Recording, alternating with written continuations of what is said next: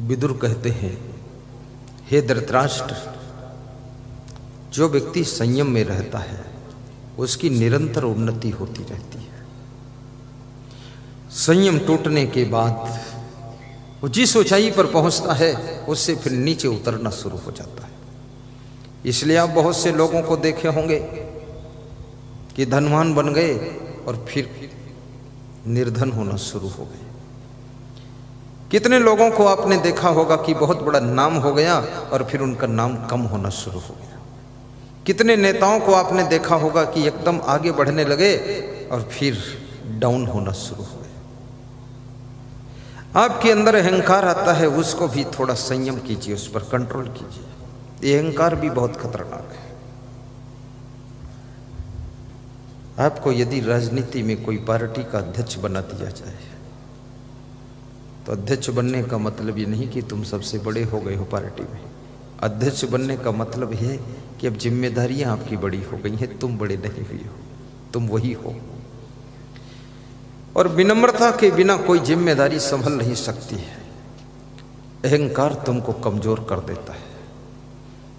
कितने लोग अध्यक्ष बन जाते हैं तो सबको नमस्कार करना भी बंद कर देते हैं।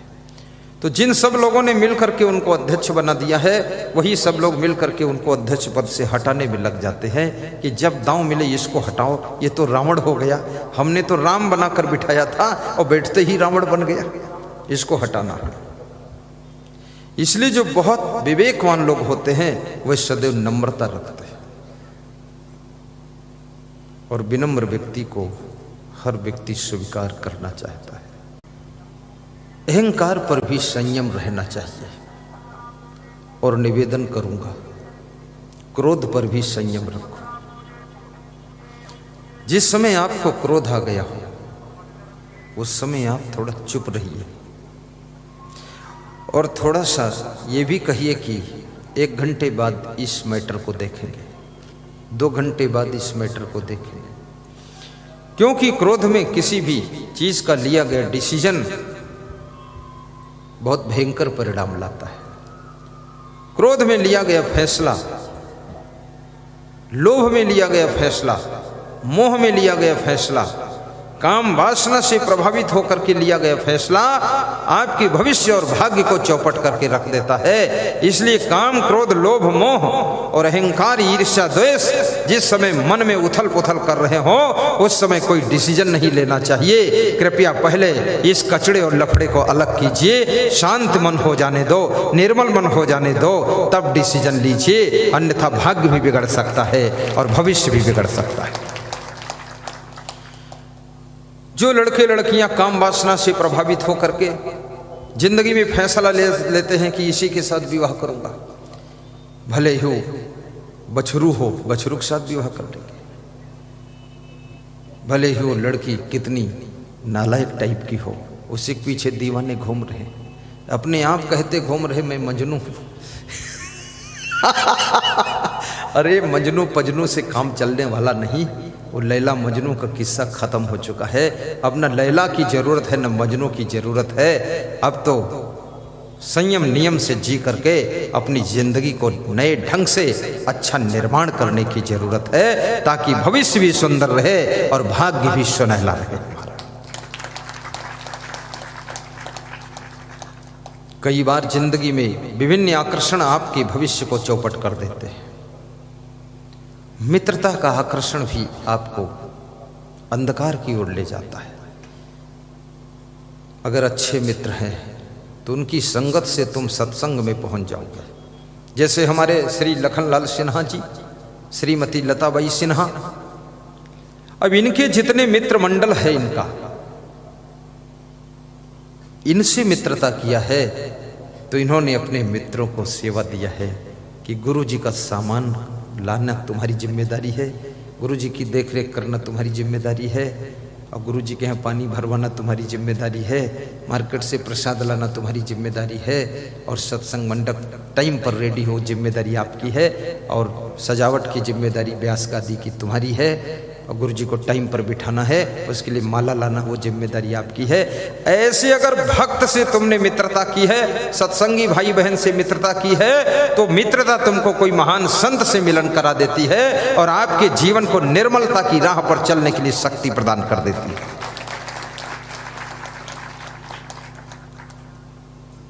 इसलिए मित्रता भी करो। चींटी जब फूल से मित्रता करती है तो फूल के साथ में भगवान के मंदिर पर चढ़ जाती है, और वही चींटी जब जलती हुई लकड़ी से मित्रता करती है तो चींटी की कोई गलती नहीं, कोई अपराध नहीं, केवल मित्रता किया है तो जलती हुई लकड़ी के साथ में वो भी आग में जल करके मर जाती है। याद रखना, मित्रता और शत्रुता ये भी सोच समझ कर करना चाहिए। बुद्धिमान व्यक्ति शत्रुता किसी से नहीं करता है, अगर उससे कोई शत्रुता करता है तो उस शत्रुता को समाप्त करने के लिए प्रयास करता है। अगर शत्रुता समाप्त नहीं होती है और चलती ही रहती है तो राम बन करके शत्रु को समाप्त करने का प्रयास करता है। इसलिए कहा जाता कभी राम बनकर कभी श्याम बनकर। राम बनकर मतलब यही नहीं इतना है केवल सीता जी को लेकर वनवास चले जाओ। राम के समस्त गुणों को देखिए, क्या क्या उन्होंने कैसे कैसे किया। अच्छे लोगों को मित्र बनाइए। लेकिन कबीर साहब ने साधुओं के लिए कहा है कि ना काहू से दोस्ती ना काहू से बैर।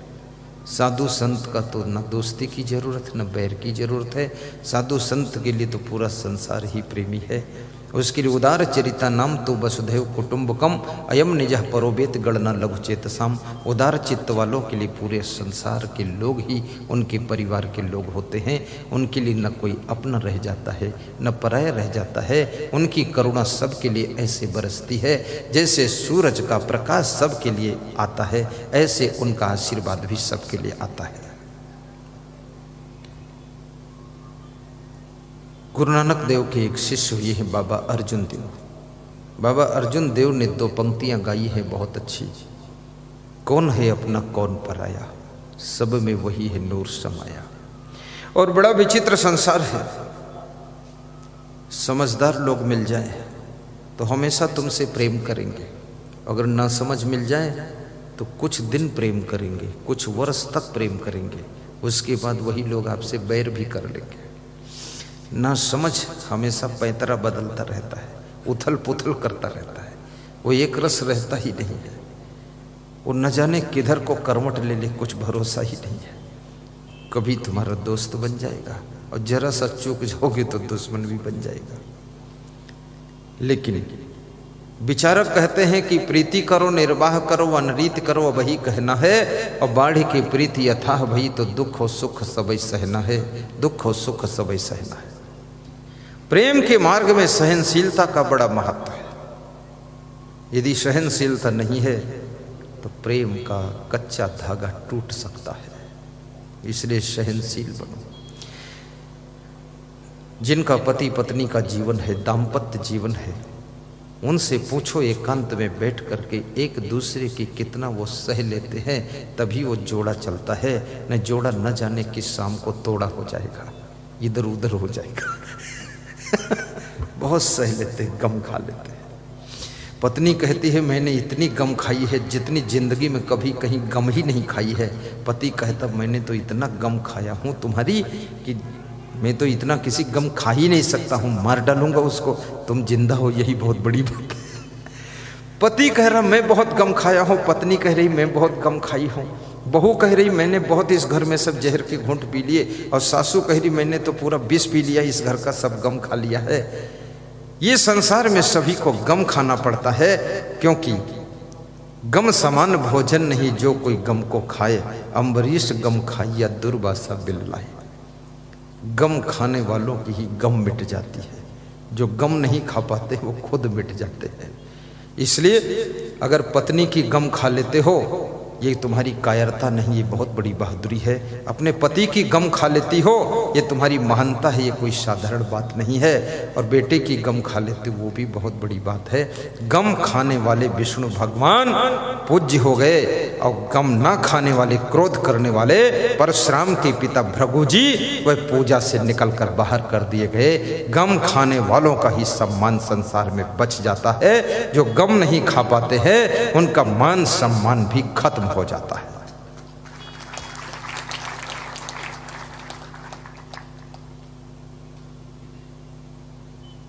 चाहत सुख दुख संग न छाड़ा। कबीर साहिब कहते हैं लोग सुख चाहते तो हैं, लेकिन जिन आदतों से दुख पैदा होता है उन आदतों को छोड़ते ही नहीं है। जैसे कोई आदमी चाहता है नशा हमारे ऊपर ना चढ़े, लेकिन दारू पीना बंद ही ना करे, तो दारू जब पियोगे नशा तो चढ़ेगा ही।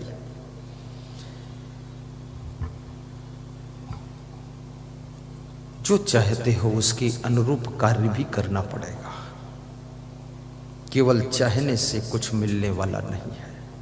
मैं निवेदन करूंगा आपसे, हर विद्यार्थी चाहता फर्स्ट डिवीजन पास हो जाऊं, लेकिन सब विद्यार्थी फर्स्ट डिवीजन पास हो जाएंगे तो सेकंड कौन रहेगा, फिर थर्ड कौन रहेगा, फिर फेल कौन होगा, फिर दोबारा उस क्लास में कौन पढ़ेगा। चाहने से आप फर्स्ट नहीं आ सकते। प्रथम स्थान प्राप्त करने के लिए आपको बहुत बड़ी तपस्या करनी पड़ेगी। मोबाइल का भी मोह छोड़ना पड़ेगा, फिर बहुत सारे सखी सहेली दोस्तों से भी थोड़ा दूर हटना पड़ेगा, क्योंकि विद्यार्थी के लिए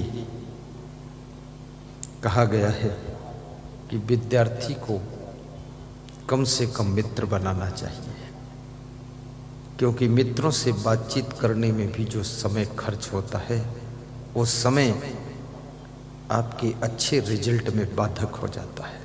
जो समय खर्च हो रहा फालतू। विद्यार्थी को पिक्चर भी नहीं देखना चाहिए और विद्यार्थी को गुस्सा नहीं करना चाहिए। गुस्सा करने से जितनी देर गुस्सा रहती है उतनी देर का टाइम बर्बाद हो जाता है, और वो स्वर्णिम समय था पढ़ने का, वो समय गुस्सा में चला जाता है, तो विद्यार्थी का रिजल्ट डाउन हो जाता है। विद्यार्थी को काम वासना से भी प्रभावित नहीं होना चाहिए।